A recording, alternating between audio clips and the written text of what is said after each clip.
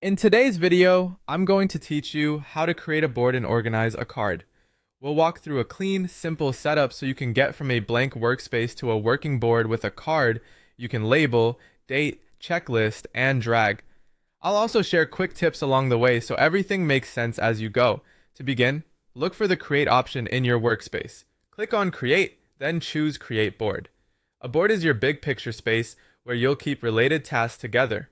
When prompted, give your board a clear, memorable title, something like Example. Short descriptive titles make it easier to recognize your board later, especially if you end up creating more than one. Once you've typed the title, click on Create again to confirm. Now give the app a moment to get everything ready. You might see a brief loading screen. This is normal. Just wait for it to finish loading before you proceed so that all the features and menus appear correctly. With your board open, add a card.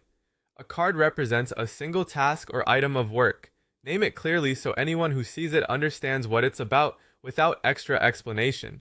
Keeping names action-oriented and specific is helpful.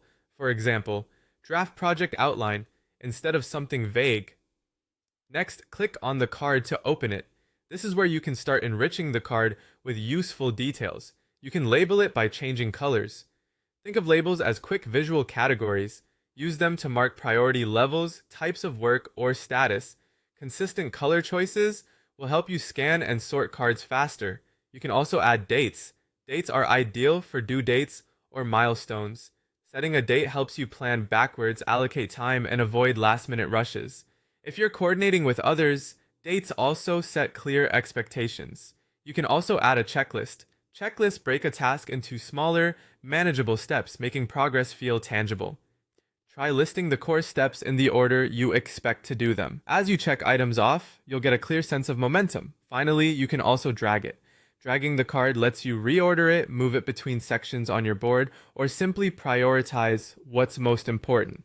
If your workflow changes, dragging makes it quick to adjust without rewriting anything. That's it.